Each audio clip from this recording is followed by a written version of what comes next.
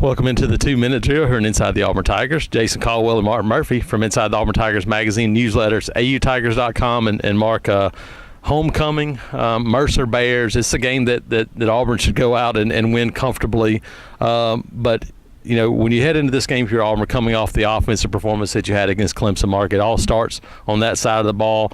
You can score points and not play well, but this is Auburn offense that needs to go out and execute, play crisp, solid football on Saturday. Yeah, without a doubt, you know, it's an opportunity to get some confidence. Now, even if they go out and have a great game offensively, that doesn't mean their problems are solved because of the level of competition. But, you know, any little bit helps. You got to take a first step forward if you're going to be a really good offensive team, and they need to do it as soon as possible with SEC play starting next week at Missouri. Absolutely. You know, Mark, for me, I think one of the things I'm looking for is just to see what the offensive flow looks like, whether it's, you know, the offensive line, quarterbacks, receivers, just how in sync are they? Does everything look like it's moving smoothly? Because, you know, even in the opener, you look and you win 41-7 over Georgia Southern, Mark, but you give up, you know, 8 tackles for losses against Georgia Southern, and obviously that was a warning sign of things to come.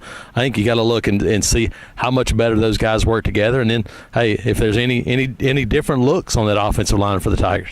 Yeah, I agree, and, you know, I think one of the things that's got the fans, you know, riled up is like they saw the team offensively in the spring game, and they looked pretty smooth, particularly the first unit out there with Jarrett Stidham at quarterback, and did a lot of good things and didn't have much of an issue in anything they were trying to do. And yeah, they were sort of herky-jerky in game one against Georgia Southern. They had some really nice plays, but some possessions that weren't that good. They hardly had any decent possessions after the first two against Clemson, and even the first 2 possessions didn't end in touchdowns. And, you know, they needed to score touchdowns to win that game. Absolutely, and I think the other thing, Mark, is finding somebody to make plays. In the end, that's what offense is. You can kind of grind it out and do those things, and that's great and wonderful. But you look, and teams that score points in bunches, normally it's big plays that do it. And you saw Clemson. Clemson didn't move the football a whole lot against Auburn last weekend, but a couple of those 50-50 balls outside really made the difference.